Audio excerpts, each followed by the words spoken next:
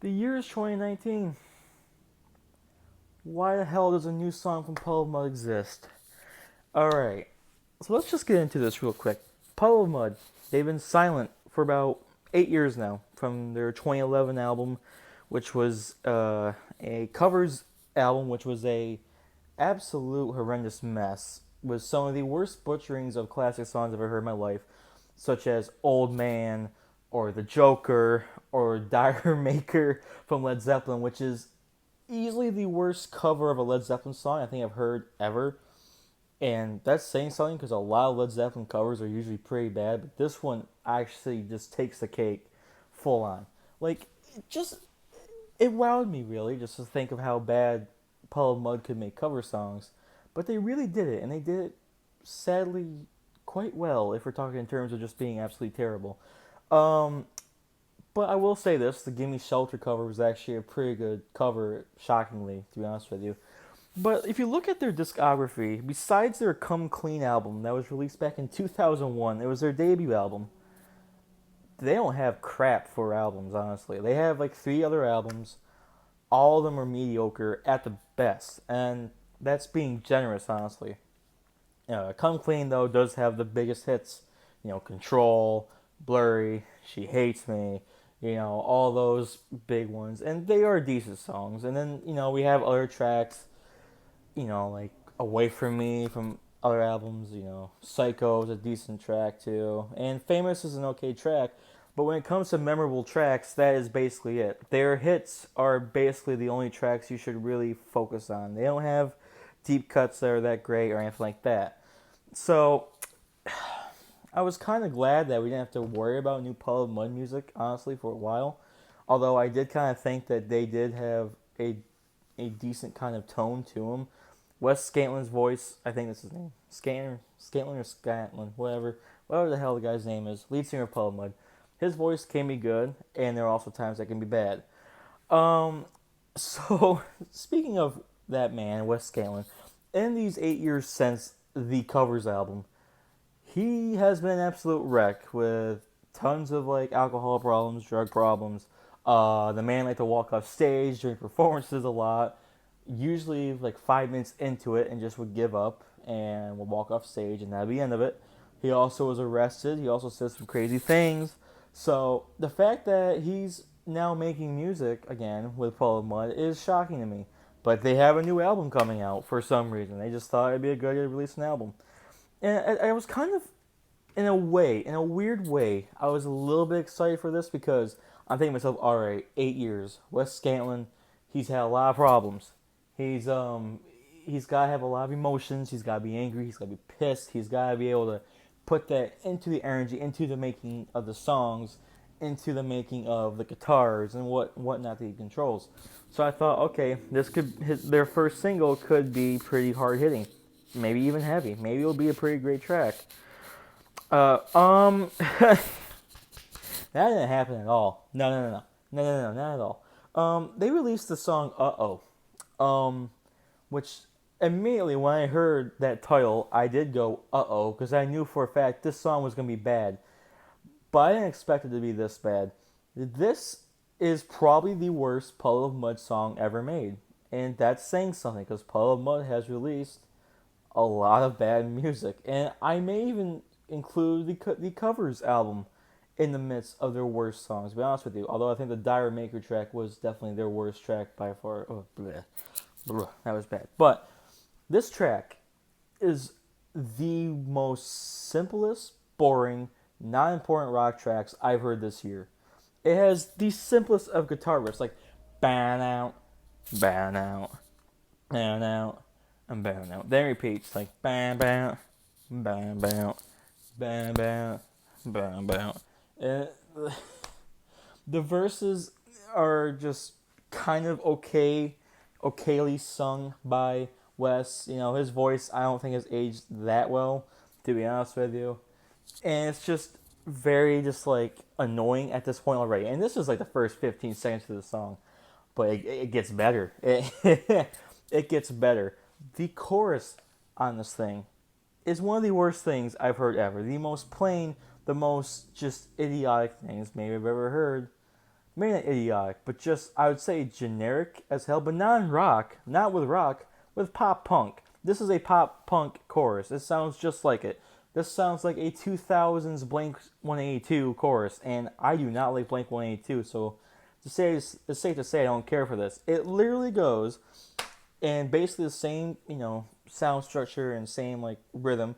Oh, I fucked it up again. Oh, baby, where do I begin? And it's just like, what the hell are you doing?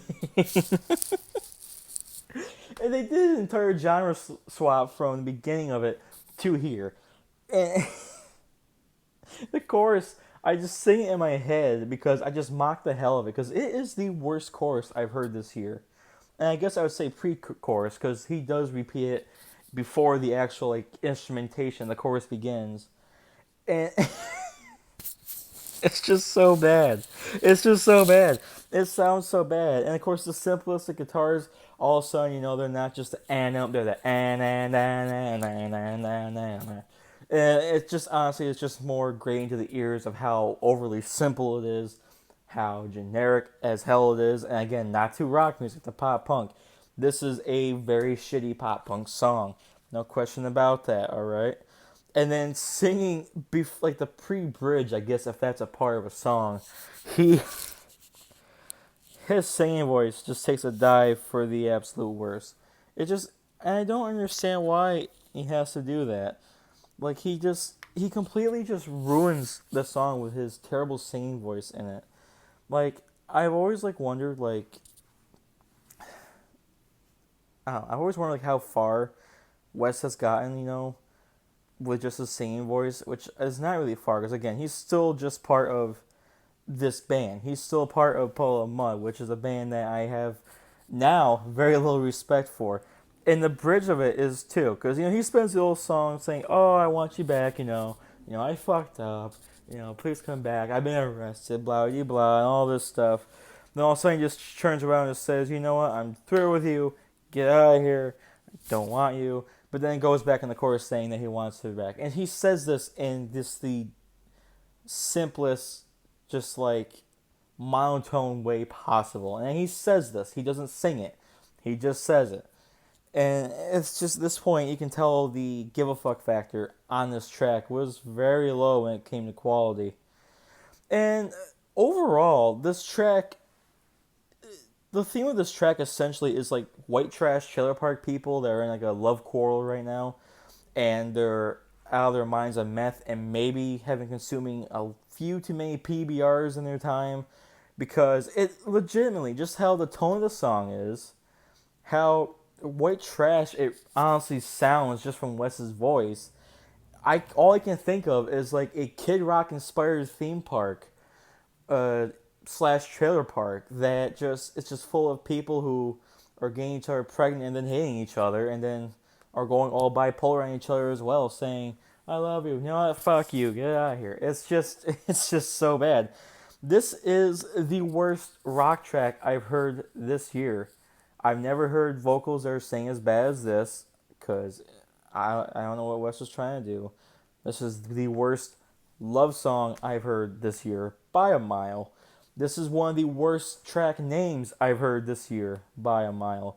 This honestly is competing with Lil Dicky's Earth for the worst song of 2019. This is that bad. This is such an unnecessary track. This is Puddle of Mud's worst track in my opinion now. Now that I think of it, I think it is just slightly worse than Dire Maker. Scratch that. It's not worse than Dire Maker. I just thought about his voice on that track, and that was so much worse. It's the second worst then. Let's just say it's their second worst song. That's not how you begin a comeback record. You don't make your worst song or your worst original song and put it on there as a comeback song. This is an absolute mess.